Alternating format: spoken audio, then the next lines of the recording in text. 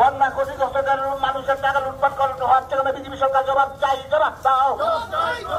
ক্ষতিগ্রস্ত মানুষের টাকা দেওয়া হচ্ছে না, বিজেপি সরকার জবাব চাই, জবাব দাও। আরে লুট্টো রাজ্যের সরকার, লুট্টো রাজ্যের সরকার, গরিব পাড়া সরকার, গরিব পাড়া সরকার, বিজেপি সরকার জবাব চাই, জবাব দাও।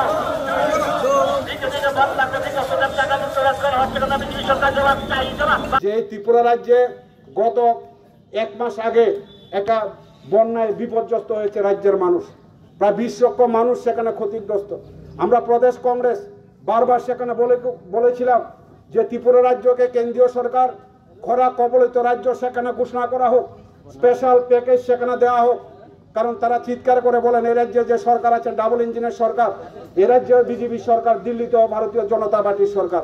এই ডাবল ইঞ্জিনের সরকারের শাসনে এ রাজ্যের মানুষ কেন্দ্রীয় সরকার থেকে আজ পর্যন্ত 1 টাকা সেখানে অনুদান পায়নি, 1 টাকা অনুদান পায়নি। রাজ্য সরকার 564 কোটি টাকা সেখানে বরাদ্দ করেছে। আমরা বরাবর বলেছি এই যে বন্যা ক্ষতিগ্রস্ত মানুষ, 20 লক্ষ মানুষ সেখানে ক্ষতিগ্রস্ত হয়েছে, সেই ক্ষতিগ্রস্ত কোন কোন দপ্তরে কি পরিমাণ ক্ষতির পরিমাণ তা সেখানে তদন্ত করে সেখানে নিরূপণ করা হোক। রাজ্য সরকার আজ পর্যন্ত সেখানে সেই তদন্তের সেখানে করে মূল ক্ষতিপূরণের স্ট্রাকচার রাজ্যের মানুষের কাছে সেখানে জানাতে পারেনি। আমরা দেখলাম রাজ্য সরকার 564 কোটি টাকা সেখানে বরাদ্দ করেছেন। এই 564 কোটি টাকার মধ্যে কি দেখলাম? আমরা দেখলাম পিডব্লিউ দপ্তরের জন্য সেখানে 200 কোটি টাকা, আমরা দেখলাম বিদ্যুৎ দপ্তরের জন্য 100 কোটি টাকা। এই রাজ্যের ইনফ্রাস্ট্রাকচার সেখানে ক্ষতি হয়েছে, সেটা তৈরি করতে হবে, তাতে প্রদেশ কংগ্রেসের কোনো আপত্তি নেই। কিন্তু এই বন্যার কারণে যারা সবচাইতে বেশি ক্ষতিগ্রস্ত প্রান্তিক কৃষক, যারা সবচাইতে বেশি ক্ষতিগ্রস্ত যারা মৎস্যজীবী অংশের মানুষ, আমরা দেখলাম এই 564 কোটি টাকার মধ্যে কৃষকের জন্য এগ্রিকালচার সেক্টরে যারা কৃষক তাদের জন্য মাত্র 15 কোটি টাকা, এবং হর্টিকালচারের জন্য সেখানে যারা কৃষক তাদের জন্য মাত্র 5 কোটি টাকা, মাত্র 20 কোটি টাকা সেখানে বরাদ্দ করেছেন।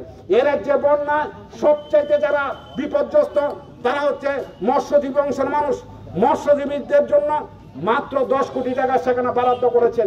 আমরা প্রদেশ কংগ্রেস আমরা বলতে চাই এই যে স্বল্প পরিমাণে বরাদ্দ, সেই বরাদ্দ সে সমস্ত ক্ষতিগ্রস্ত মানুষের কাছে গিয়ে পৌঁছবে না। আমাদের কাছে সেখানে খবর রয়েছে যা যা সেখানে ক্ষতিগ্রস্ত মানুষের জন্য সরকারিভাবে যে সমস্ত অনুদান আসছে সে অনুদান নিয়ে সেখানে দলবাজি করা হচ্ছে। কংগ্রেসের যারা সমর্থক, বিরোধী দলের যারা সমর্থক তাদেরকে সে অনুদান থেকে সেখানে বঞ্চিত করা হচ্ছে। আজকে আমাদের এই 7 জনের প্রতিনিধি দল মহকুমার শাসকের কাছে যাবেন, স্মারকলিপি সেখানে তুলে দেবেন। আমরা প্রশাসনের কাছে দাবি রাখবো এই ত্রিপুরা রাজ্যে প্রায় 15 থেকে 16 লক্ষ যে মানুষ ক্ষতিগ্রস্ত হয়েছে, প্রায় 20 লক্ষ মানুষ যে ক্ষতিগ্রস্ত হয়েছে, সেই ক্ষতিগ্রস্ত মানুষের জন্য আর্থিক প্যাকেজ যেমন ঘোষণা করতে হবে ঠিক সেইভাবে পুনর্বাসনের সেখানে ব্যবস্থা করতে হবে। যদি করা না হয় তাহলে প্রদেশ কংগ্রেস আগামী দিন, জেলা কংগ্রেস আগামী দিন আমরা বৃহত্তর আন্দোলনে সেখানে সংগঠিত করব। সেই বরাদ্দ সেই সমস্ত ক্ষতিগ্রস্ত মানুষের কাছে গিয়ে পৌঁছবে না। আমাদের কাছে সেখানে খবর রয়েছে যা যা সেখানে ক্ষতিগ্রস্ত মানুষের জন্য সরকারিভাবে যে সমস্ত অনুদান আসছে সেই অনুদান নিয়ে সেখানে দলবাজি করা হচ্ছে। কংগ্রেসের যারা সমর্থক, বিরোধী দলের যারা সমর্থক তাদেরকে সেই অনুদান থেকে সেখানে বঞ্চিত করা হচ্ছে।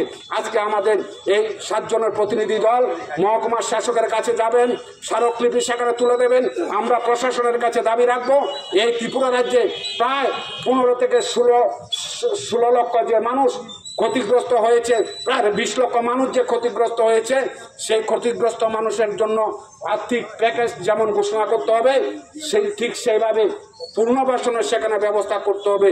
যদি করা না হয় তাহলে প্রদেশ কংগ্রেস আগামী দিন, জেলা কংগ্রেস আগামী দিন আমরা বৃহত্তর আন্দোলনে সেখানে সংগঠিত করব।